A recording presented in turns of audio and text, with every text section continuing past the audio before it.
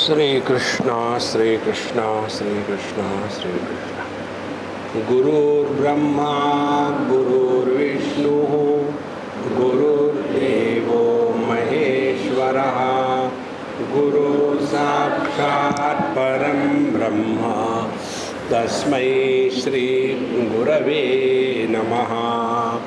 तस्मै श्री गुरवे नमः।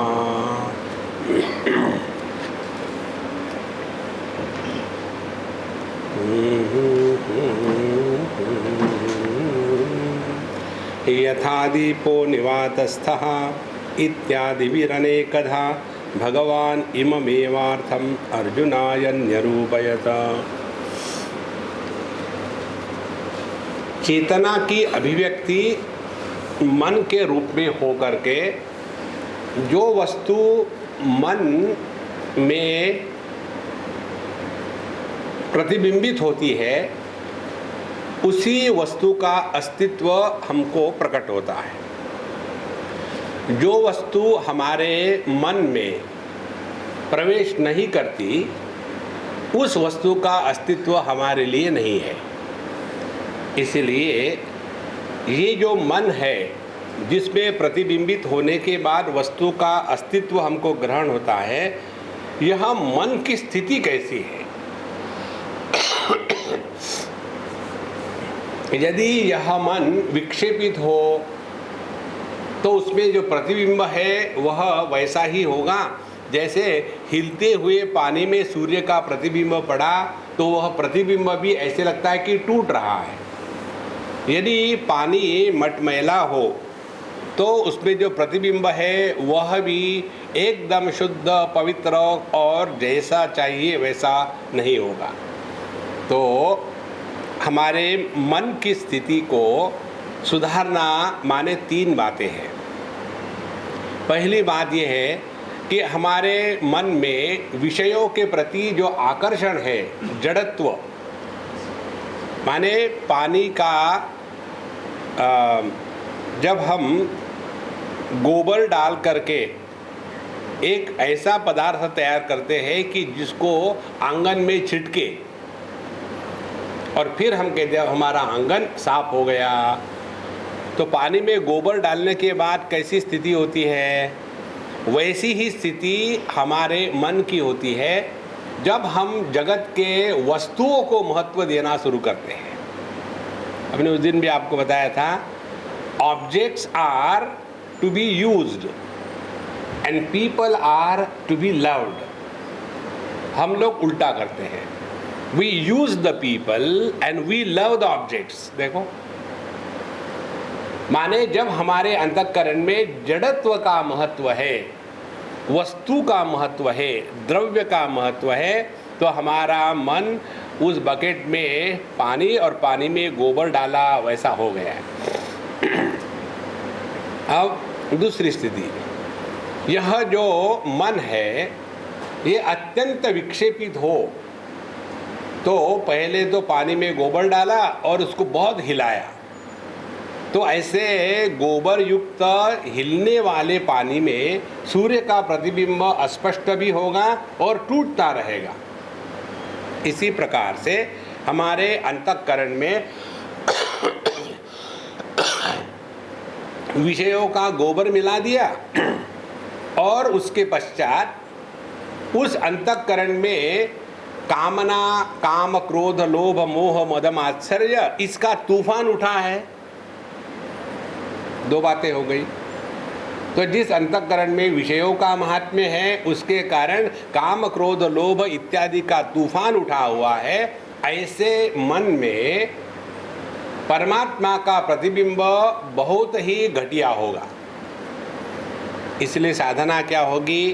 पहली स्टेप, जगत के जो विषय वस्तु है उनके प्रति हमारे मन में जो महात्म्य बुद्धि है उसका हमको निराकरण करना है। जगत के किसी भी वस्तु के प्रति जब हमारे मन में महात्म्य बुद्धि होती है तो उस वस्तु को हम अपने हृदय में प्रवेश के लिए इन्विटेशन देते हैं।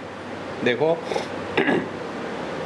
और ये महात्म्य दो प्रकार का होता है, पॉजिटिव महात्म्य और नेगेटिव महात्म्य। पॉजिटिव महात्म्य को हम कहेंगे राग या आसक्ति, और नेगेटिव महात्म्य को हम कहेंगे द्वेष या घृणा। तो जिस अंतःकरण में किसी भी वस्तु व्यक्ति के प्रति राग द्वेष होगा, वह वस्तु हमारे हृदय में प्रवेश करेगी, और जब इस वस्तु ने हमारे हृदय में प्रवेश किया तो वहाँ की शांति भंग हो गई। अब ध्यान का अभ्यास करना है तो पहली बात क्या करनी पड़ेगी? फिर आसन ठीक से बनाओ, आंखें बंद करो, उससे कुछ नहीं होगा। वो सब बाहर की बातें हैं, उससे कुछ नहीं होगा। पहले अपने मन को एजुकेट करना है। एजुकेशन यही है। किसी भी वस्तु को महात्म्य हमने दिया है तो उसके महात्म्य को मिटाना ये हमारी ही जिम्मेदारी है, कोई अन्य नहीं कर सकता। If we have given value to something in this world, we have to devalue. Nobody can do it for अस।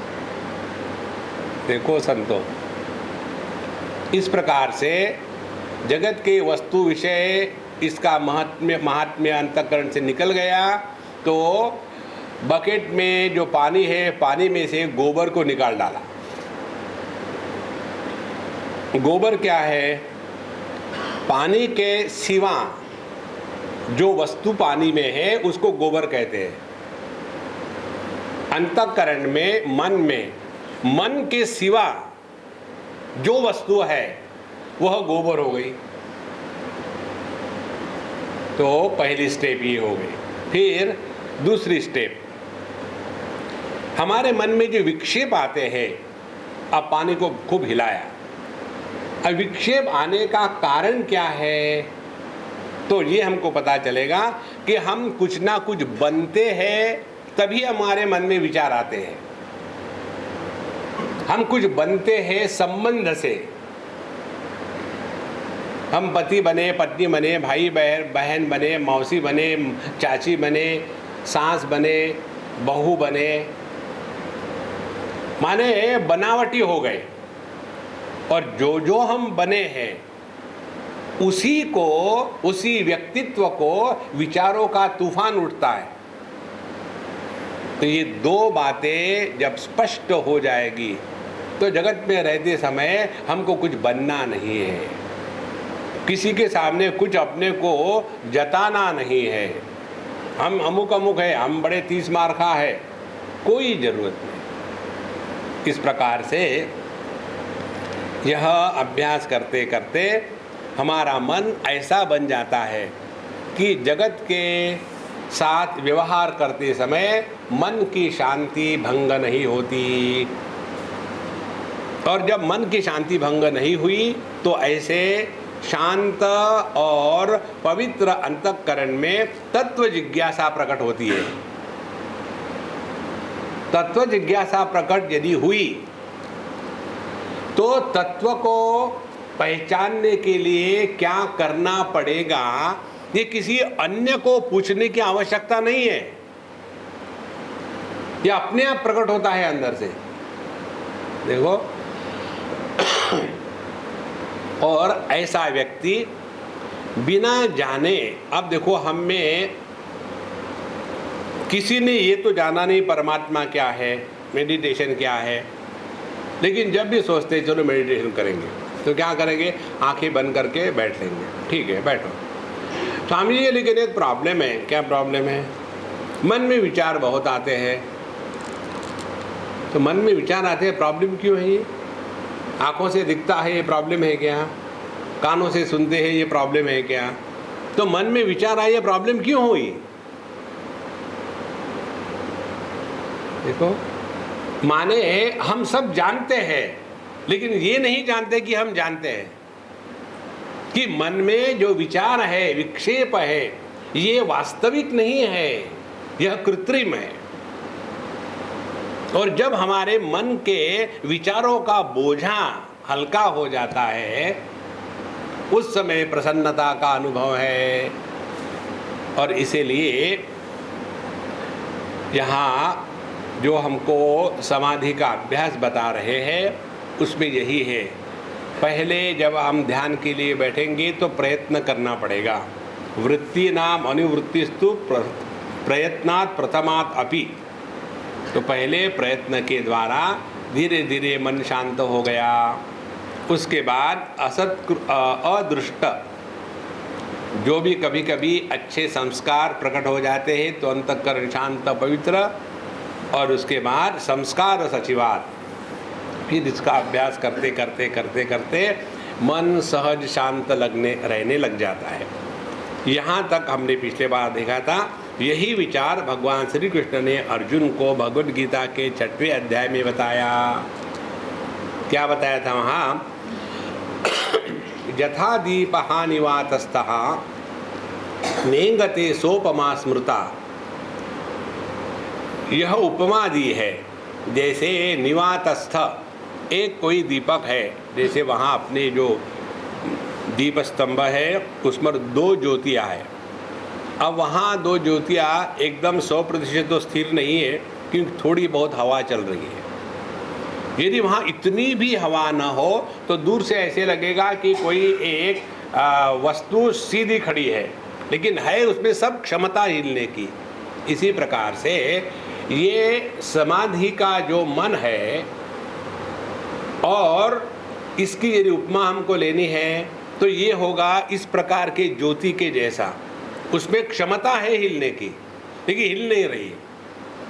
और जो मन ड्रग लेकर के, ड्रिंक्स लेकर के एकदम शांभवी मुद्रा में चला जाता है, डिप्रेशन में आ गया, वह जो मन है वो हो गया बिजली के बल्ब के जैसा। तो यह ज्योति है, ये भी नहीं हिल रही, और बिजली का बल्ब है वो भी नहीं हिल रहा है। इसी प्रकार से हमारा मन एकदम सजग है, सावधान है, मरा मरा नहीं है। ऐसा सजग सावधान मन जब रहता है तब हम अलर्ट हो जाते हैं कि हमारे मन में किसी वस्तु व्यक्ति के प्रति कहीं राग द्वेष तो नहीं प्रकट हो रहा है। सजग हो गए। कहीं हम किसी के साथ व्यवहार करते समय अपने अंतःकरण में विक्षेप तो नहीं निर्माण कर रहे हैं। शक्नोति हैव यस्सोढुं प्राक् शरीर विमोक्षणात् काम क्रोधोद्भवं वेगम स मुक्तः स सुखी नरः। जो व्यक्ति जिंदा रहते समय ही अंतःकरण में उठने वाले काम क्रोध के आवेग को सह सकता है, वही मुक्त है। माने अंतःकरण में काम क्रोध का आवेग आया, लेकिन उसके द्वारा प्रभावित नहीं हुए, वही मुक्त है और वही सुखी है, वही नर है। बाकी के सब वानर है। इसीलिए भगवान कहते हैं साधना का तात्पर्य यह है, हमारा मन एकदम सद शांत रहता है।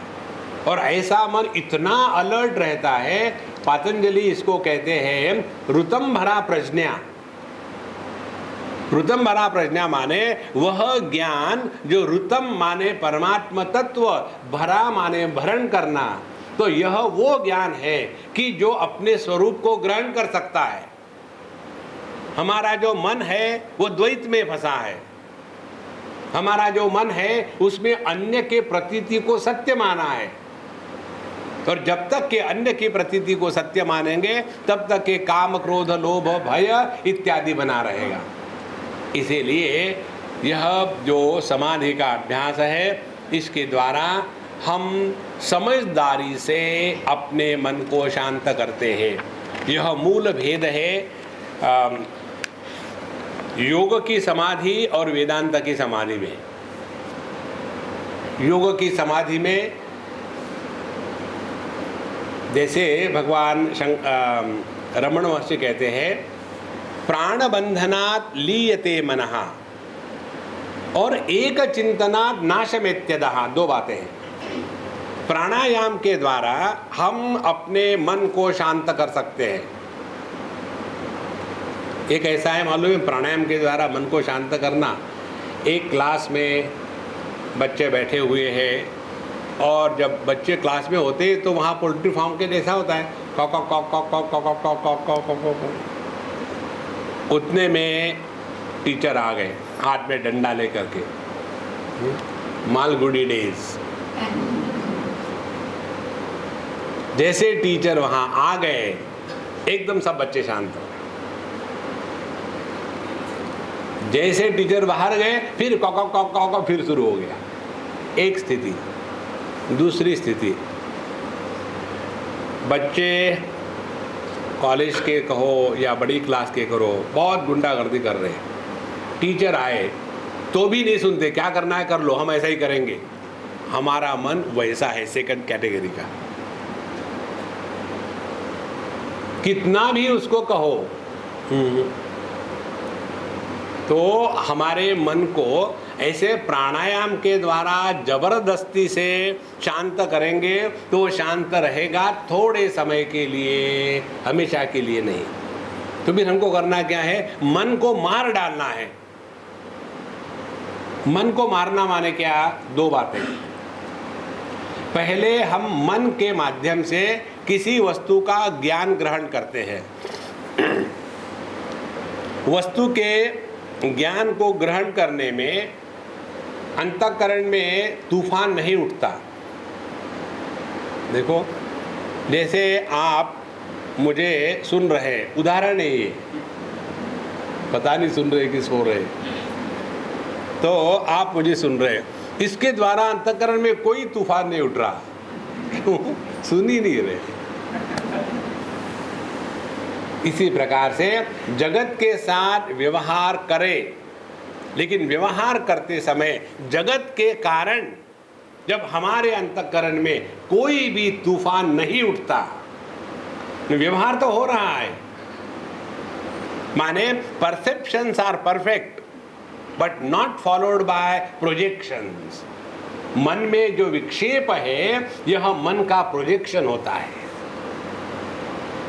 तो जैसे आंखों के द्वारा देखना या देख सकना यह रोग नहीं है, इसी प्रकार से मन के द्वारा विषयों को ग्रहण करना यह रोग नहीं है। फिर रोग क्या है, ग्रहण किया विषय को, उसके बाद फिर उसके बारे में अनेक कल्पनाओं का प्रक्षेपण शुरू हो गया।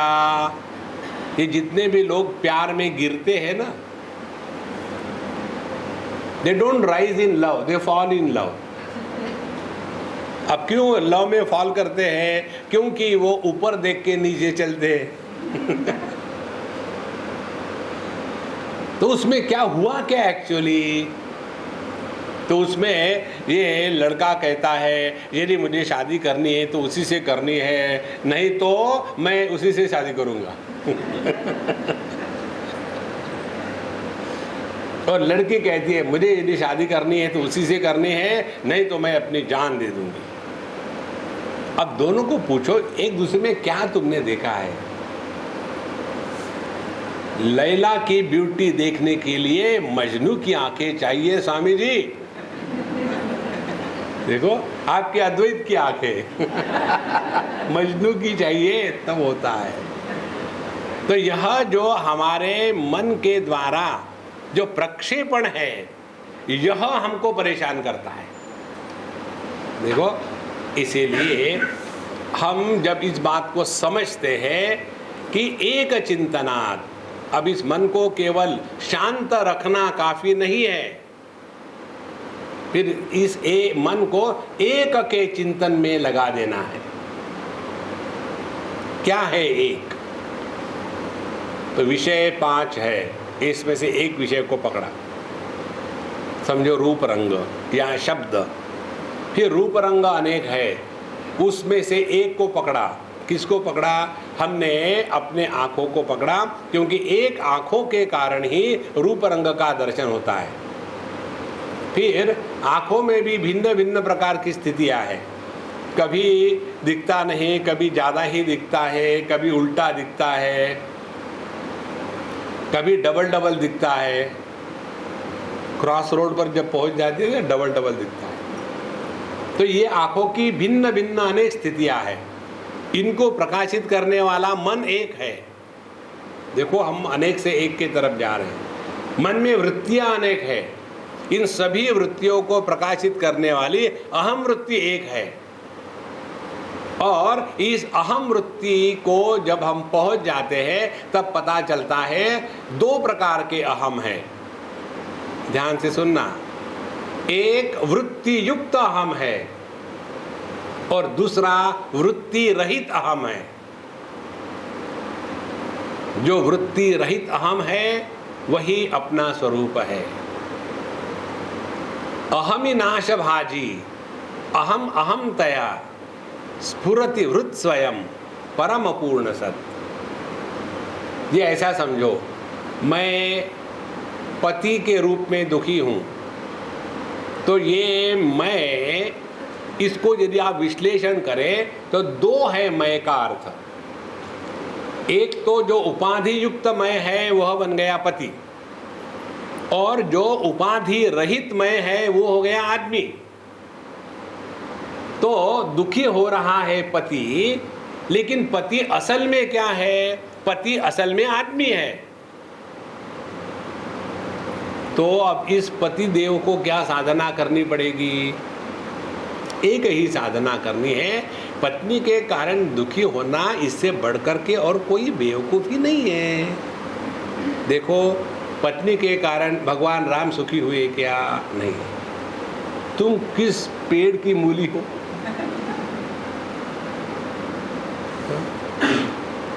जब अपने आप को समझाओ तब आप देखेंगे मन शांत रहने लग जाता है। और इस प्रकार से समझदारी के साथ मन को जब हम शांत कर रहना शुरू करते हैं, अनादाविह संसारे संचिता कर्मकोटयः अनेन विलयं यान्ति शुद्धो धर्मो विवर्धते। इह संसारे, इस संसार में अनादौ कर्मकोटयः संचिताः, पता नहीं कब से, अनादिकाल से कोटि कोटि कर्म के संस्कार हमारे अंतःकरण में फंसे हुए हैं। अब इसका यदि आपको गणित करना हो, समुद्र में कितनी लहरें आज तक हो गई, तो इसका क्या निर्णय निकलेगा? देखो, अनादिकाल से, माने अनादिकाल का तात्पर्य क्या है? इसके खोज खाज में अपने टाइम को बर्बाद मत करना। कल मुझे किसी ने प्रश्न पूछा, स्वामी जी द्वैत और अद्वैत, इन दोनों में क्या लाभ क्या हानि है? हमने कहा द्वैत में हानि ही हानि है और अद्वैत में लाभ हानि के परे है। एक में हानि ही हानि, एक लाभ हानि के परे है। लाभ किस में है? तीसरा प्रश्न। लाभ इसमें है कि अपनी निष्ठा अद्वैत की होवे और दुनिया के साथ द्वैत का व्यवहार करने का नाटक करे। देखो, लाभ ही लाभ है। कैसे लाभ है? जब आप एक्टिंग करो स्टेज पर तो आपको पैसा मिलता है, आपको अपलॉज मिलता है, आपको नाम मिलता है, आपको प्रसिद्धि मिलती है, और आप क्या कर रहे हैं? नाटक कर रहे हैं। तो दुनिया में नाटक करके रहना माने अद्वैत निष्ठा में दृढ़ है और व्यवहार केवल व्यवहार के लिए हो रहा है, ना कोई अपना है ना कोई पराया। देखो, और व्यवहार कैसा करेंगे? यदि आपको नमस्कार करना है तो तुलसी के पेड़ को नमस्कार करो, लेकिन क्या भगवान सब जगह नहीं है? हम तो हमारे घर के सामने कैक्टस रखेंगे। देखो, यदि किसी पशु को नमस्कार करना हो तो जा करके गैया को नमस्कार करो। क्यों? गधे के पैर को नमस्कार नहीं कर सकते? भगवान गधे के पैर में नहीं है? हाँ है, आपके भी पैर में है। इस प्रकार से अपने मन को समझा करके कि जो अनेक प्रकार के संस्कार है, इनको मिटाना है, इसके बारे में खामो खाम के खाली पीली विचार नहीं करना। रामकृष्ण परमहंस भगवान कहते थे, साधक के जीवन में सबसे कमी किस बात की होती है कि we are not having intense longing for the truth. हमारे अंतःकरण में प्रभु प्राप्ति की अभी आग नहीं लगी है। हमको तो अभी मिल जाए तो ठीक ही है। देखो आरएसी में बैठे हुए मिल जाए तो ठीक ही है, नहीं तो भी चलेगा, खड़े खड़े चले जाएंगे। तो हमको यह आग जब लग जाती है, कल्पना करो आपके घर को आग लगी है, कल्पना करो, लगाओ मत, और आप बाहर आ गए, आपने अपना मोबाइल फ़ोन उठाया और फ़ोन किया फायर ब्रिगेड को, अरे भैया हमारे यहाँ आग लग गई है। क्या आप ऐसा फ़ोन करोगे? फ़ोन किया, ब्रिगेडियर साहब आप कैसे हो, ठीक ठाक तो है ना? आजकल भारत देश में आग की क्या स्थिति है? क्या आप दुनिया को लगी हुई आग को ही बुझाते हैं कि लोगों के जो दिल जल रहे हैं उनको भी आप बुझाते हैं? और हमको भगवान ने आपसे वार्तालाप करने का ये सुअवसर दिया है। हम भगवान के अनेक कोटि धन्यवाद कहते हैं। वो कहेगा, अरे महात्मा हुआ क्या है? कुछ नहीं यार, अपने घर आग लग गई है, टाइम हो तो आ जाना। ऐसे कहोगे? वहां तो हम कहेंगे, अरे भाई आग लगी है, जल्दी आ जाओ। ये भी नहीं बताएंगे कहाँ लगी है। हमको जीवन में यह अभी इसकी अर्जेंसी पता नहीं है, और जब व्यक्ति को अर्जेंसी पता होती है ना, तब अपने आप व्यक्ति साधन में लग जाता है। तो अनादाविह संसारे संचिता कर्म कोटयः, इस चक्कर में ना पड़े कि कहाँ से कर्म के संस्कार आ गए हैं, हमने तो कुछ किया ही नहीं था, हमको मालूम ही नहीं है, इत्यादि इत्यादि। फिर अनेन विलयम यान्ति। अब दूसरा उदाहरण ले लो, आप जब अपने कपड़ों को धोते हो, धोने के बाद ऐसे निचोड़ करके रख दिए, भूल गए, भूलने के पश्चात आपको पहनना है, समझो सूखने के बाद, तो आप इस पर डिस्कशन करोगे क्या कि किसने किया, क्यों किया, ऐसा नहीं करना चाहिए। उस समय तो जाना है ना, जब बाहर, तो तुरंत अपने स्त्री को निकाला और उसके ऊपर रगड़ाया, सब उसके जो सलवटे हैं निकाल ले, पहन करके काम में लग जाओ। डिस्कशन करने से कुछ नहीं होता। इसी प्रकार से हमें अब एक ही लक्ष्य है, अपने अंतःकरण में जो कर्म के संस्कार केवल दो प्रकार से होते हैं। एक तो होता है राग, दूसरा होता है द्वेष। राग द्वेष, इनके फिर दो प्रकार के कर्म फल हमको मिलते हैं। जो सत्कर्म है उसके फल मिलते हैं पुण्य, और पुण्य का फल है सुख। दुष्कर्म है वह है पाप, और पाप का फल है दुख। इस प्रकार से अंतःकरण को शुद्ध करना माने पहली स्टेप हो गई उल्टी, सुख दुख के परे जाना। जो व्यक्ति सुख दुख के परे जाता है उस पर पाप पुण्य का प्रभाव नहीं हो रहा है, और जिसके ऊपर पाप पुण्य का प्रभाव नहीं होता उसके अंतःकरण से मैं उतने मात्रा में निकल गया है। इसीलिए इस मैं को मिटाना यह साधना है, और यह मैं प्रकट होता है मन में, इसी को ठीक करना है। तो अनेन विलयम यान्ति शुद्धो धर्मो विवर्धते। फिर हमारा धर्म का तात्पर्य है हमारा अंतःकरण। फिर हमारा अंतःकरण शुद्धि की तरफ जा रहा है। अब अंतःकरण शुद्ध हो रहा है। अंतःकरण की तीन समस्या है। अशुद्ध अंतःकरण या तो काल में भटकता है। देखो, जैसे जिन बच्चों को कभी माँ बाप ने कंट्रोल नहीं किया, या बच्चों को कुछ आदर्श नहीं है, घर में माँ बाप नॉन स्टॉप झगड़ा करते रहते हैं, उनको लगता भी नहीं कि घर में कभी जावे। हमको कई लोग फ़ोन करके बताते हैं, ऐसा दुख होता है उस समय कि स्वामी जी घर जाने की इच्छा नहीं होती हमारी। मैं क्यों, क्या हो गया? वही अपना कह हम तो तंग आ गए। दोनों माँ बाप ऐसे झगड़ा करते हैं। मुझे बताओ, ऐसे बच्चे यदि बाहर के जगत में भटकने लगे तो उसके लिए जिम्मेदार कौन है? बच्चे जिम्मेदार हैं। हमने अपने घर को नरक बना के रखा है, 24 घंटे झगड़ा झगड़ा झगड़ा। देखो, तो शुद्धो धर्मो विवर्धते का तात्पर्य है हमारा अंतःकरण ऐसा शुद्ध पवित्र है। माने अब इसमें पुरानी बातों को लेकर के तूफान नहीं होता।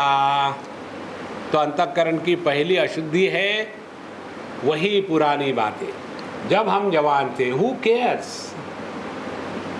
देखो, बुढ़ाओ लोगों को ये सब समझना है कि हमारे भूतकाल में किसी को इंटरेस्ट नहीं हो सकता। आप यदि समझो किसी एक व्यक्ति के पास चले जाए, उसने बहुत बड़े कार्य किया हो, पूरे विश्व में उसके कार्य की तारीफ हो गई हो, और वो व्यक्ति आपके पास आकर के बताता है 71 साल में जब बांग्लादेश की युद्ध हो रहा था, उस समय मानेक शाह ने ये किया वो किया, कितना उस समय तूफान चल रहा था। आजकल उसको बेचारे को पूछते नहीं कोई, वो आकर के कहे देखो मैं वही हूँ, वही रखो। Who is interested in our past? कितना भी ग्लोरियस हो हमारा पास्ट, किसी को इंटरेस्ट नहीं। इसीलिए शुद्धो धर्मो विवर्धते का तात्पर्य होगा कि हम अपने भूतकाल को वर्तमान में ला करके वर्तमान को बर्बाद नहीं करें, तब हमारा अंतःकरण शुद्ध हो रहा है। बहुत महत्व की और सूक्ष्म बात है ये, हमको ही सीखनी पड़ेगी, हमको कोई नहीं बता सकता। शुद्धो धर्मो विवर्धते। दूसरी अंतःकरण की अशुद्धि है कि हमारा जो मन है, यह मन भविष्य की चिंता में अखंड लगा हुआ है। अब ये मन को भविष्य की चिंता में लगा करके हम वर्तमान का अनादर करते हैं। जैसे आपके यहाँ कोई आया है तो आपने कहा अच्छा आप भी आ गए, माने आवश्यकता नहीं थी, आप भी आ गए, अच्छा बैठिए बैठिए। उसके बाद आप बैठे उनके घर में, वो बाहर गए दरवाजे के, इधर देखा उधर देखा, इधर देखा उधर देखा, फिर आ गए। अच्छा गुप्ता जी कैसे आ गए थे आप? अब वो गुप्ता जी कुछ बोलने ही वाले, फिर आप चले गए बाहर और फिर इधर उधर देखने लग गए। हाँ आपने क्या कहा था, किस लिए आए थे आप? हम तो देखो इसलिए आए थे कि अच्छा एक मिनट रुकना, और फिर बाहर गए। फिर हम परेशान हुए, तुम क्या कर रहे हो, क्या क्या किसको देख रहे? नहीं कोई तो भी इम्पॉर्टेंट फ्रेंड आने वाला है, माने यू आर नॉट इम्पॉर्टेंट। हमारे जीवन में जो वर्तमान है वही सत्य है, भविष्य में आया कहाँ है? चिंता क्या हो गई? भविष्य की वह समस्या जो अभी प्रकट ही नहीं हुई है, उसको सॉल्व करने का प्रयत्न, उसको कहते चिंता।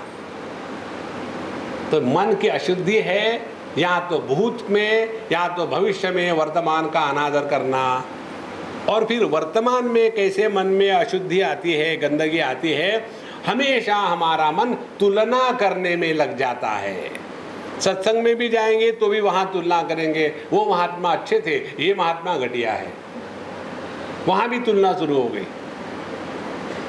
देखो, जहाँ हमने ये मन के इस खेल को समझा है, वहाँ हम अपने मन को शुद्ध करने के लिए चल पड़े हैं। दूसरी बात मन की अशुद्धि है, हमने मन में वस्तुओं को बहुत महत्व दे के रखा है। इतना महत्व दे के रखा है कि वस्तु के सामने व्यक्ति का हम तिरस्कार कर रहे हैं, ये बात समझ में नहीं आती। देखो, तो जगत में वस्तु तो अनेक प्रकट हो सकती है, अच्छे व्यक्तियों का मिलना बड़ा कठिन है। जीवन में लोगों को जोड़ना है, हम वस्तु को जोड़ने के लिए लोगों को तोड़ते हैं। देखो, यही अंतःकरण की अशुद्धि है। तो शुद्धो धर्मो विवर्धते, अंतःकरण से देश और काल और वस्तु, इन तीनों का प्रभाव कम हो जाता है। और तीसरा, देश का प्रभाव कैसा है कि हमको कोई बोल रहा था कि स्वामी जी ऐसे लगता है कि बम्बई रहने जैसा नहीं रहा, ऐसा लगता है कहीं दूर चले जाए, कहीं देहात में शांति से वहाँ रहे। हमने कहा तुम कहीं भी चले जाओ, मनीराम तो वही है कि मन बदलेगा आपका? मन तो वही है। और तुमको घर से बाहर कितने बार जाना पड़ता है मुझे बताओ? तुम तो घर में काम करने वाली ही हो ना, कि कोई नौकरी करते हो? नहीं, हम नहीं नौकरी करते। फिर दिन में क्या कर, दिन भर घर में बैठे रहते, टीवी देखते, ये करते, फिर तुमको बाहर के ट्रैफिक से क्या समस्या है? नहीं नहीं नहीं, बहुत भीड़ हो गई बम्बई में। तुम जाओगे तो कहाँ जाओगे बताओ? वहाँ भी जाकर यही कहोगे, यहाँ बड़ा सूना सूना लगता है। देखो, जो बम्बई में रहने वाले हैं ना, कभी चले जाते हैं पहाड़ों में इधर उधर घूमने के लिए, 2 दिन में बोर हो जाते। जब तक के यहाँ का ट्रैफिक जाम अपने ब्रेड पर लेकर के नहीं खाएंगे, तब तक के उनको मज़ा नहीं आता। इसलिए देश काल वस्तु के प्रभाव से जो मुक्त हो गया है, वही अंतःकरण शुद्ध है। अनेन विलयम यान्ति शुद्धो धर्मो विवर्धते। अब ऐसा जब हमारा अंतःकरण शुद्ध हो गया है, तो ऐसे शुद्ध अंतःकरण को ही कहते हैं, 60वें श्लोक में कहते हैं, धर्ममेघमिमं प्राहुः समाधिम योगवित्तमाहां वर्षत्तेष यतो धर्म अमृतधारा सहस्रशः। ऐसी जो मन की सहज स्थिति है, जिस पर किसी भी देश काल वस्तु के प्रभाव का संपूर्ण अभाव है, ऐसा मन कैसा है? जैसे एक साफ सुथरा दर्पण हो। दर्पण में जब अग्नि का प्रतिबिंब पड़ता है, तो उस प्रतिबिंब के द्वारा दर्पण जलता नहीं। इस दर्पण पर जब पानी का प्रतिबिंब पड़ता है, तो पानी के प्रतिबिंब के द्वारा दर्पण गीला नहीं होता।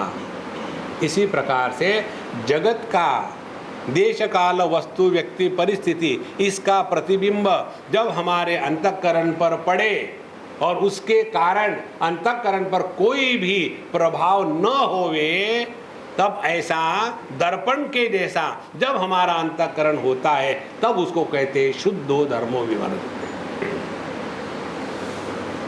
अब देखो कितनी सहजता है इसमें। हमने एक कहानी सुनी, एक लड़के ने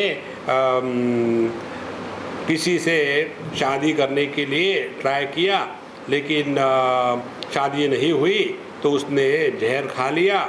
लेकिन मिलावट तो सब जगह है, तो जहर में भी मिलावट थी, इसीलिए वो मरा नहीं। हम ये पढ़ कर के जोक कह के छोड़ देते, और फिर पता चला कि वो लड़का मेरा ही था। देखो, एकदम दर्पण का फोटो फ्रेम, फोटो की फिल्म बन गई। और फिर मुझे पता नहीं, मेरे लड़के का ऐसा होगा, मैंने तो ऐसा कहा था, क्या। पहले का जो न्यूज़ थी वही न्यूज़ थी, लेकिन पहले की न्यूज़ कहाँ पड़ी थी? दर्पण में। दूसरी न्यूज़ कहाँ पड़ी? फोटो की फिल्म में। देखो, इसीलिए यहाँ कहते हैं धर्म मेघमिमं प्राहु समाधिम योग वित्तमाः। जो योग के तत्व को जानने वाले हैं, वो कहते हैं इसको धर्म मेघ समाधि कहते हैं। मेघ माने बादल, पंजाब के नहीं। तो धर्म मेघमिमं, यह धर्म मेघ है, धर्म के बादल है, और इसको जो योग को जानते हैं, इसी को समाधि कहते हैं, धर्म मेघ समाधि। अब ये धर्ममेघ समाधि कैसी है? ये चलती फिरती समाधि है, और इस चलती फिरती समाधि में वर्षयति, अमृत धारा सहस्त्रशः, हजार प्रकार से, अनेक प्रकार से अमृत धारा की वर्षा हो रही है। अमृत धारा की वर्षा हो रही माने क्या? मरने का डर गायब हो गया, कोई हमको धोखा देगा इसका डर गायब हो गया, हम किसी को धोखा दे करके कुछ करेंगे वो दिमाग से निकल गया, ना तो हम दुखी होंगे ना किसी अन्य को दुखी करेंगे। देखो इस व्यक्ति के जीवन में जैसे लोहे से चुंबक प्रकट हो जाता है, तो लोहे से चुंबक कैसा प्रकट होता है? उसको दो सींग और एक दुम निकलती है क्या? नहीं, केवल लोहे के अंदर में जो एटम्स है उनकी रीअरेंजमेंट होती है, बाकी कुछ नहीं होता। इसी प्रकार से एक साधारण व्यक्ति और एक असाधारण महात्मा, इनमें फर्क यही है कि उनके अंदर के जो एटम्स है उनकी रीअरेंजमेंट हो जाती है और वही कुछ नहीं है। इसी को कहते हैं वर्षतेश यतो धर्म अमृत धारा सहस्त्रशः। फिर ऐसे जो संत है वो अखंड शांत प्रसन्न और आनंदमय रहते हैं। और ऐसा जो व्यक्ति नित्य निरंतर शांत प्रसन्न रहने लग जाता है, उसके लिए यत्र यत्र मनो याति तत्र तत्र समाधयः।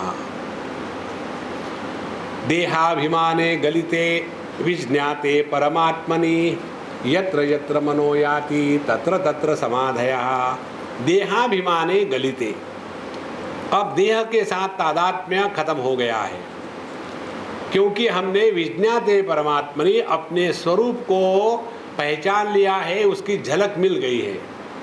फिर यत्र यत्र मनो याति, जहाँ जहाँ मनीराम भटक रहे हैं वहीं समाधि लग गई है। तो इसको कहते हैं वर्षतेश यतो धर्म अमृत धारा सहस्त्रशः। अब आगे कहते हैं अमुना वासना जाले निःशेषं प्रविलापिते समूलोन्मूलिते पुण्य पापाख्ये कर्म संचये। तो हमारे अंतःकरण पर जो अनेक प्रकार के अच्छे बुरे संस्कार हो गए हैं, राग द्वेष के, दोस्त दुश्मन के, इन सभी के सभी जितने भी संस्कार हैं निःशेषम प्रविलापिते। ध्यान से सुनना, जब हम कपड़ों को इस्त्री करते हैं तो उसके ऊपर की सलवटें कहाँ जाती है?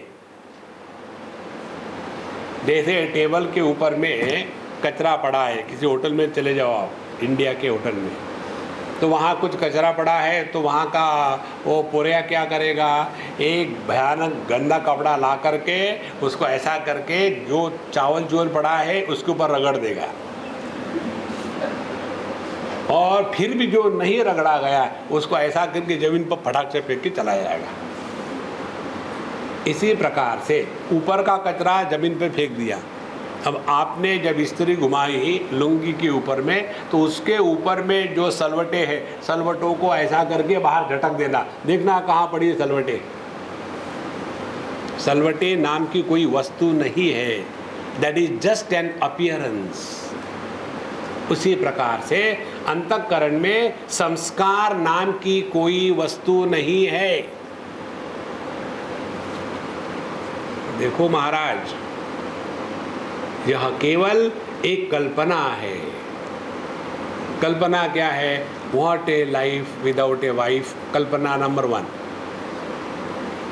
फिर मुझे तो कल्पना से ही शादी करनी है, कल्पना नंबर 2, शादी कर ली, उसके बाद दुख शुरू हो गया। फिर कल्पना नंबर 3, क्या? What A life because of wife.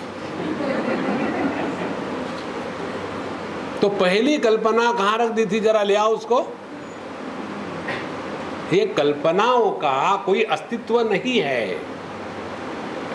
जैसे आजकल आप सब लोग कंप्यूटर के माहिर हो, जब आप अपने हार्ड डिस्क में से डाटा डिलीट करते हो तो कंप्यूटर हल्का हो जाता है क्या? देखो 40 GB हटा दिए, हाँ अब लाइट हो गया, अब तो ठीक है ना वजन? हाँ। तो यदि आपने डाटा को डिलीट किया तो गया कहाँ? देखो संतो, इसीलिए इसको समझ लेना, वासना या संस्कार नाम की कोई वस्तु नहीं है। ये केवल भ्रांति है कि हमको ये अच्छा लगता है, वो अच्छा लगता है, ऐसा कुछ नहीं होता। तो इस समझदारी के साथ निश्शेषम प्रविलापिते, सभी के सभी वासनाएं, इसका कोई अस्तित्व ही नहीं है, हमने ही कल्पना करी है, अमुक अमुक सुंदर है, अमुक अमुक सुंदर नहीं है। फिर समूलोन्मूलिते पुण्य पापाख्ये कर्म संचय, तो फिर हमारे अंतःकरण में जितने भी पाप पुण्य के कर्म के संस्कार है, समूल उन्मीलिते, पूर्ण रूप से इनको हटा दिया जाएगा। ध्यान से सुनना, कर्म किसको कहते हैं? क्रिया के साथ जब कर्तृत्वाभिमान जुड़ जाता है तब जो पैदा होता है उसको कर्म कहते हैं, और संस्कार होते हैं कर्म के, क्रिया के संस्कार नहीं होते। अब उदाहरण ले लो, आपने खाना खाया, एकादशी के दिन चावल खाया, और खाने के बाद याद आया, अरे कृष्णा कृष्णा कृष्णा कृष्णा कृष्णा, आज एकादशी थी, मैंने पता नहीं क्यों चावल खा लिया, अब तो मुझे बड़ा पाप हो गया। महाराज जी ऐसा हुआ, क्या क्या होगा? कुछ नहीं, अगले जन्म में नरक में जाओगे। नहीं नहीं, मुझे नहीं जाना है। फिर क्या करना है? अब अगले एकादशी से निर्जला एकादशी करना। उसमें चाय पी सकते हैं क्या? ये हमको पूछते हैं पब्लिक, इसलिए हम बोल रहे हैं आपको। अरे बाबा, उसमें जल भी नहीं पीना। अच्छा, दूध की कॉफी चलेगी? जल नहीं है वो। हाँ चलेगी, दूध की पाउडर ले लेना, कॉफी की पाउडर ले लेना, उसको खा जाना। तो यह जो पाप पुण्य इत्यादि होता है, जब क्रिया के साथ मैं जुड़ गया तो कर्म हुआ, उसी के कारण पाप पुण्य निर्माण हुआ। अच्छा, आपने खाना खा लिया, उसमें तो कर्तृत्वाभिमान है, मैंने खाया, मैंने नहीं खाया। खाने के बाद मैं डाइजेशन कर रहा हूँ, डिस्टर्ब मत करना। हाँ, हमको खाना डाइजेस्ट करने का अभिमान नहीं होता, इसीलिए कॉन्स्टिपेशन हुआ तो पुण्य नहीं, और डिसेंट्री हुई तो पाप नहीं। देखो, तो यह कर्म संचयों का नाश होना माने अंतःकरण से जब कर्तृत्वाभिमान खत्म हो गया है तो कर्म है ही नहीं। एक बार भगवान रमण महर्षि को किसी ने पूछा कि जब कर्तृत्वाभिमान खत्म हो जाता है तो सभी कर्म नाश हो जाते हैं कि प्रारब्ध कर्म बचा रहता है? उन्होंने कहा कि एक अब्दुल हमीद था और वो 3 जगह में कारोबार करता था, दिल्ली में, कलकत्ते में और मद्रास में। और बड़े प्रैक्टिकल होते हैं ये लोग, हर जगह में बैग ले जाना है, सूटकेस ले जाना, होटल में जाना। उसके स्थान पर 3 जगहों में 3 बीबियाँ थी। कोई ले जाने की जरूरत ही नहीं, अपने को ही ले जाना है। अच्छा, तो कभी वो दिल्ली रहता था, कभी कलकत्ते, कभी चेन्नई। जब वो चेन्नई में था तो किसी कारण से मर गया। तो जब मर गया तो चेन्नई की बीबी विधवा हो गई, बाकी 2 बीबियों का क्या हाल है? वो सधवा है, वो भी विधवा हो गई ना। जब मैं कर्तृत्वाभिमान समाप्त हो गया, उसके कारण यदि संचित कर्म और आगामी कर्म नष्ट हो गए तो प्रारब्ध कर्म भी कहाँ बचा है? क्योंकि किसका है ये प्रारब्ध कर्म? देखो, जब हम केवल एकेडमिकली बात करते हैं ना, तब हम कहेंगे नहीं, प्रारब्ध तो भुगतना ही पड़ता है। किसको? जब मैं है ही नहीं। इसीलिए समूलोन्मूलिते, मूल के साथ पाप पुण्य का मूल है कर्तृत्वाभिमान। जब यह कर्तृत्वाभिमान ही खत्म हो गया है तो काहे का पाप, काहे का पुण्य, काहे का स्वर्ग, काहे का नरक। इस प्रकार से पूरी की पूरी साधना अपने इस मन की तरफ ध्यान दे करके इसमें से राग द्वेष काम क्रोध और मैं इस बकरे का बलि चढ़ाना है। देखो यज्ञ में हमारे यहाँ बकरे का जो बलि चढ़ाते हैं ना, उसका कारण यही है। जैसे मुसलमानों में होता है, 1 महीने तक के उस बकरे को बड़ा प्यार से पालेंगे, उसके बाद उसके बलि चढ़ाएंगे। इसी प्रकार से हमने अपने जीवन में क्या किया है, इस मैं को बड़ा पाल पोस करके बड़ा बनाया है। अब यज्ञ करो और उस यज्ञ में इस मैं की बलि दे दो। देखो वाक्यम अप्रतिबद्धम सत् प्राक् परोक्षावभासिते करामलकवत् बोधम अपरोक्षम प्रसूयते। अब ऐसा जब हमारा अंतःकरण एकदम शुद्ध पवित्र हो गया तो पहले जो बात तत्वमसि महावाक्य की हमारे खोपड़ी में नहीं घुसती थी, वह बात अब एक बार में स्पष्ट हो जाती है। अंतःकरण के राग द्वेष ही यह जो परोक्ष ज्ञान है उसको अपरोक्ष होने में अड़चन लाते हैं।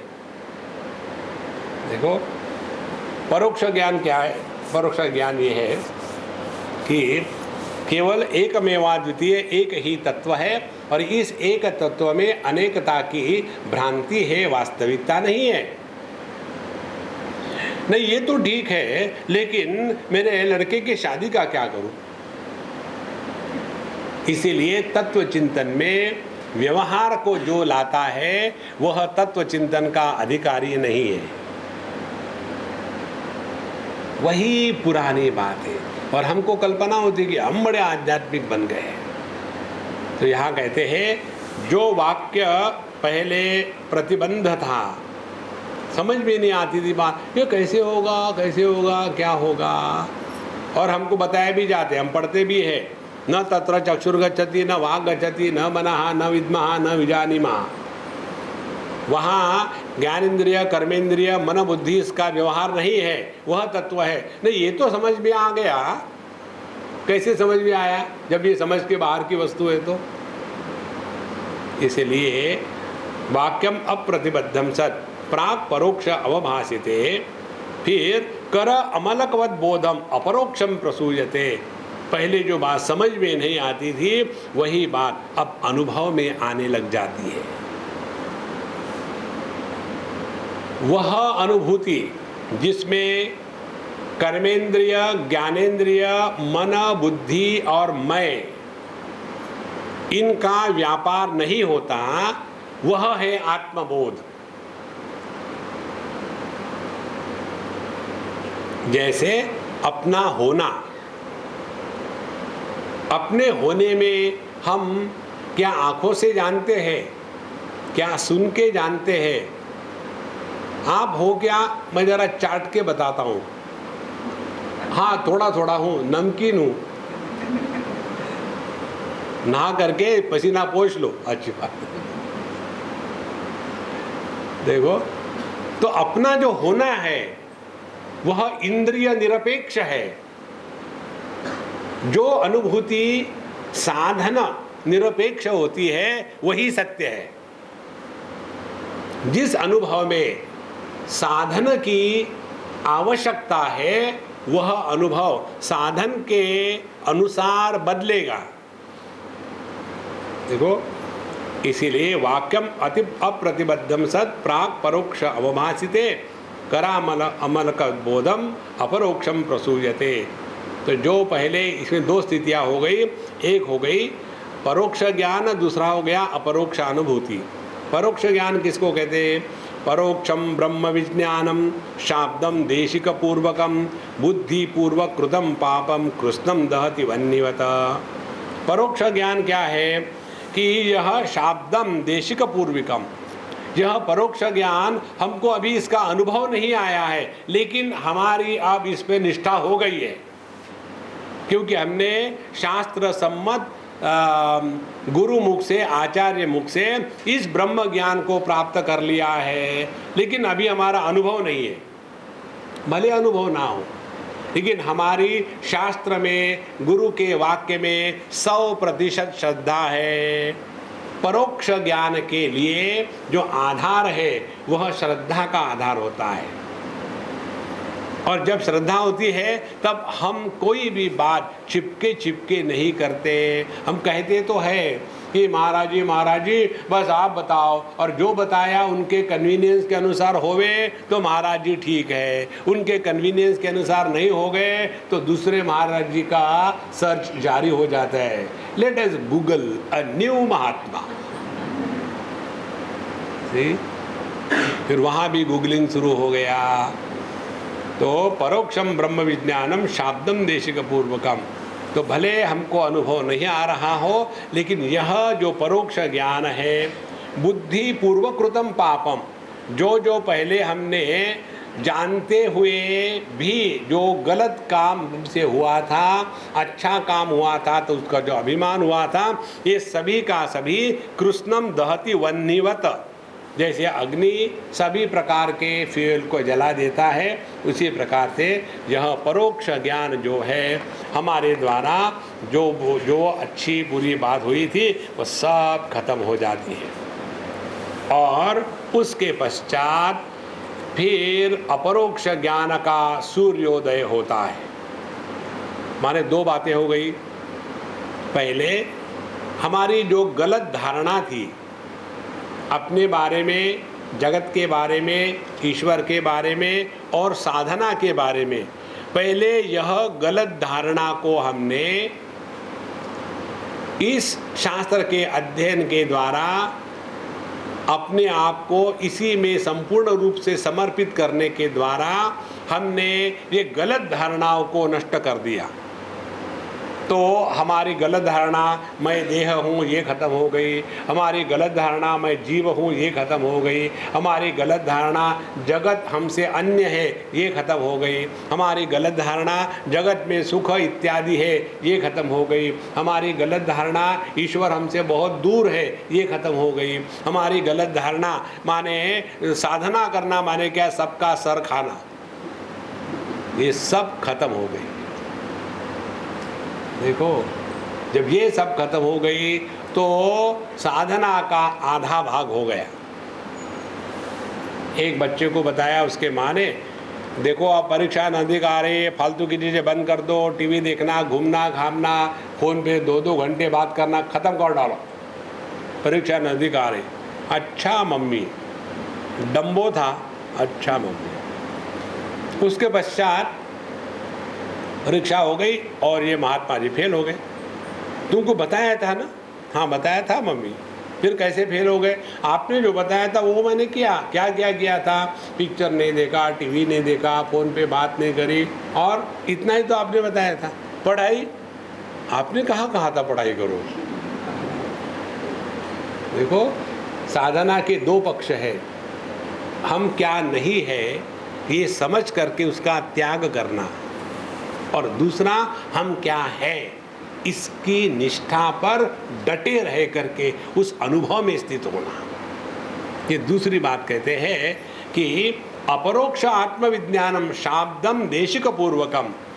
तो जो हम नहीं है उसको हमने समझ करके त्याग किया, और जो हम है वह अपरोक्ष विज्ञानम। तो अपरोक्ष विज्ञान क्या होगा? अपने सत्यम ज्ञानम अनंतम ब्रह्म यो वेद निहितम गुहायाम, अपने यह सच्चिदानंद स्वरूप को पहचानना। और जब हमने अपने स्वरूप को पहचाना तो संसार कारण अज्ञान तम चंड भास्कर, जो अज्ञान का भयानक अंधकार है उसको जला करके नष्ट करने वाला यह प्रचंड सूर्य का प्रकाश के रूप में यह आत्मज्ञान प्रकट होता है। ध्यान से सुनना, ये ऐसा है। अब इसको कैसे समझ लेते हो समझ लो। पहले हम बुदबुदे थे, वहाँ से निकले, फिर बन गए एक छोटी सी लहर, फिर वहाँ से निकले, फिर हम बन गए एक बड़ी लहर, वहाँ से हम निकले, फिर बन गए सुनामी, वहाँ से हम निकले, फिर बन गए समुंदर, और वहाँ से हम निकले, फिर बन गए पानी। अब पानी के स्थिति में पहुँचने के पश्चात समुद्र, सुनामी, बड़ी लहरें, छोटी लहरें और बुदबुदे, इनकी क्या स्थिति होगी? यह स्थिति होती है जब अपने स्वरूप में निष्ठा प्राप्त हो गई, तो पहले जो हमको अनेकता का दर्शन हो रहा था और उसके द्वारा जो हम प्रभावित हो रहे थे, वह अनेकता का दर्शन और उसका प्रभाव अपने जीवन से समाप्त हो जाता है। शत्रौ मित्रे पुत्रे बंधौ माँ कुरु यत्नम विग्रह संधौ, यही फिर हमारा जीवन सहज चलने लग जाता है। इसीलिए संसार का जो कारण है, यही अज्ञान का अंधकार। ना तो हमने अपने को पहचाना, ना तो जगत को पहचाना, ना तो ईश्वर को, ना तो साधना को। इसीलिए यह जो तत्व विवेक है, इस तत्व विवेक के द्वारा हमको ये बताया कि पहले अपने जीवन के अनुभूतियों का विश्लेषण करके ये निश्चय कर ले कि हम हैं कौन। किसी ने कहा, स्वामी जी वो कौवा आपका कान काट के ले गया है, और दौड़ रहे कौवे के पास, हाथ लगा के देख लो ना, उसके पीछे दौड़ने की क्या जरूरत है। इसी प्रकार से पहले अपने अनुभूतियों का विश्लेषण करें। जो व्यक्ति अंतर्मुखी होते हैं वो दो प्रकार के हैं। एक अंतर्मुखी वो है जो डिप्रेशन में चले गए, जाऊं तो जाऊं कहाँ,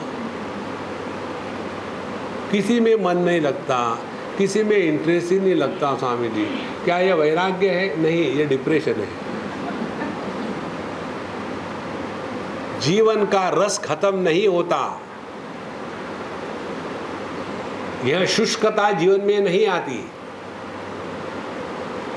नहीं तो हमको लगता है हम बड़ी साधना कर रहे हैं, हर एक के साथ झगड़ा, कोई भी हमको नहीं चाहता, हर एक हमको धुतकारता है, और हम कहते पता नहीं हम इतने अच्छे हैं, लोग हमको क्यों नहीं चाहते, लोगों में कुछ गड़बड़ी आ गई। देखो, इसलिए अपने स्वरूप को जिसने पहचान लिया है, उसके जीवन से यह रुक्षता, कड़वाहट, जीवन में इंटरेस्ट नहीं होना, अकेले अकेले फील होना, अब तो पता नहीं भगवान हमको उठा क्यों नहीं लेता, बहुत भारी हो इसलिए लाइट हो जाओ। तो संसार कारण अज्ञान तमश्चंड भास्करः इत्थं तत्व विवेकम विधाय विधिवन् मनः समाधाय विगलित संस्कृति बंधः प्राप्नोति परम पदम नरो न चिरात्। इत्थम, इस प्रकार से यहाँ जो तत्व विवेक हमने किया है, तो तत्व विवेक में हमने क्या किया है, अपने अनुभूतियों का विश्लेषण शुरू कर दिया। हम आपको अब 2-4 मिनट में पूर्ण इस अध्याय का सारांश बताते हैं। तो पहले हमने अपने जीवन के अनुभूतियों का विश्लेषण करना, यह वेदांतिक साधना है। मैकेनिकली मत लग जाओ, सुबह उठ करके सूर्य नमस्कार करेंगे, सूर्य, फिर क्या हो गया पता नहीं, उस दिन कर रहे थे, ऐसी पीठ में चमक आ गई है, अब उसके बाद बैठना ही मुश्किल हो गया, क्या करें। उसके लिए दूसरा उपाय है, क्या, चंद्र नमस्कार शुरू। इस चक्कर में मत पड़ना, अपने अनुभूतियों का विश्लेषण करना। जब ये स्टेप आप ले लोगे कि अपने अनुभूतियों का विश्लेषण करना माने साधना है, तब दूसरी स्टेप में आ जाओ। क्या हमारी अनुभूतियाँ केवल जागृत की होती है? जागृत भी है, स्वप्न भी है, सुषुप्ति भी है। फिर तीसरी स्टेप आती है, जैसे स्वप्न के अनुभूतियाँ, सुषुप्ति की अनुभूतियाँ, इसके द्वारा हमारा व्यक्तित्व नहीं बनता, तो जागृत के अनुभूतियों के द्वारा व्यक्तित्व कैसे बना है? देखो, इसको कहते हैं वेदांत साधना। मैकेनिकली नहीं, जो मन में आए लगने लगे। और फिर हम जागृत में भी जब रहते हैं तब उसमें से एक कोई छोटी सी बात उसमें फंस गए। बच्चा नहीं है तो फंसे हैं, बच्चा है तो डबल फंसे हैं। देखो, जिनको बच्चे नहीं है वो दुखी है, जिनको है वो क्या सुखी है। जिनको लड़का चाहिए, राम ने परेशान किया अपने बाप को, आपके बच्चे आपको सुखी रखने वाले। देखो महाराज, इस चक्कर से हट जाओ, अपने अनुभूतियों का विश्लेषण करें तो पता चलेगा सभी की सभी अनुभूतियां आने जाने वाली है, वो टिकती नहीं है। सभी को प्रकाशित करने वाला जो एक तत्व है वही अपना स्वरूप है। नो देती नास्तमित्तेषा समित एषा स्वयं प्रभा। हमारा जो चैतन्य स्वरूप है इसका ना तो उदय है ना तो अस्त है। इसके ही उपलब्धि में सभी जागृत स्वप्न सुषुप्ति समाधि इनके उदय अस्त हो रहे हैं। इस पे कोई प्रभाव नहीं, कोई अभाव नहीं। देखो, जब हमारा ध्यान इस तत्व की तरफ जाता है तब इसमें निष्ठा प्राप्त करने के लिए अब यह जो द्वैत का प्रपंच है इसकी छानबीन होनी है।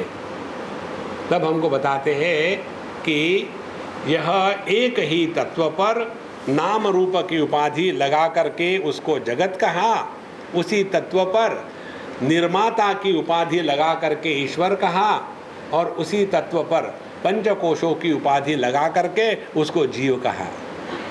जब ये तीनों उपाधियों का समापन हो जाएगा तब एकमेवा द्वितीय तत्व बचा रहेगा, और यह अपना स्वरूप है। जिसकी अद्वैत में निष्ठा है उसके अंतःकरण में द्वैत को लेकर के कोई भी प्रश्न, कोई भी चिंतन नहीं आ सकता। उदाहरण,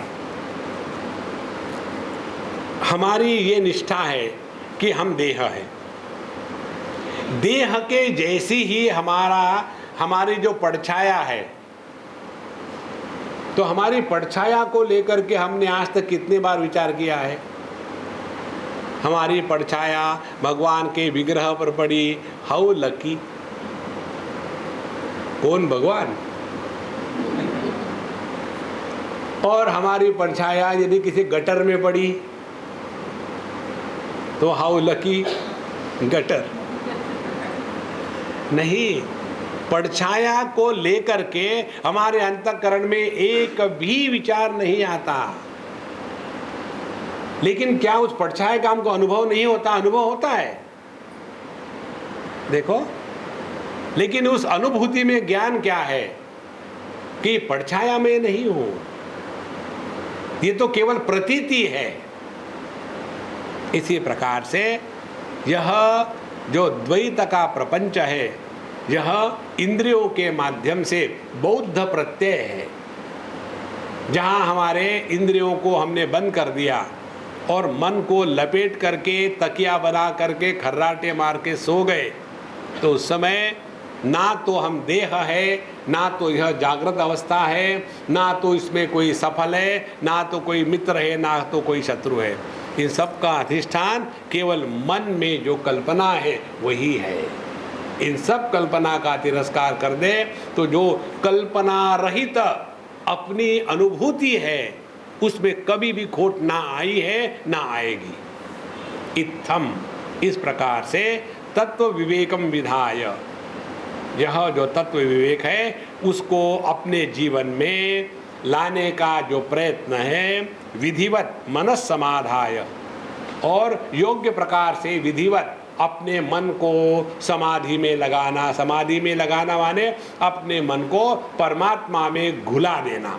ध्यान से सुनना, कल मुझे किसी ने प्रश्न पूछा था, स्वामी जी जब ब्रह्मात्मा के बोध होता है तो जीवात्मा परमात्मा में जाके मिल जाता है क्या? हमने कहा तुमको खाक समझ में आया आज तक।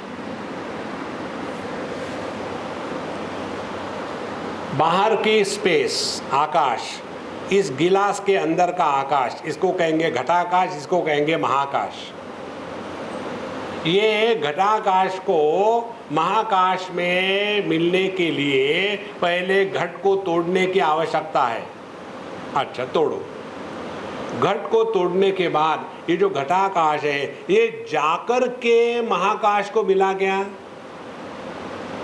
पहली बात। दूसरी बात, जब हम यह घटाकाश और महाकाश करते हैं तो यह जो घटाकाश महाकाश है, क्या ये दो थे? हमने घटाकाश को घटाकाश इसलिए कहा क्योंकि हमारा ध्यान अभी महाकाश के तरफ नहीं है, हमारा ध्यान है केवल घट के उपाधि के तरफ। जब तक हम इस घट के उपाधि का त्याग नहीं करेंगे तब तक के घटिया बने रहेंगे। तुम जाके बैठो। तब जब ये बात समझ में आ जाएगी तो अपने आप ना तो हमको कुछ करके परमात्मा की प्राप्ति करनी है,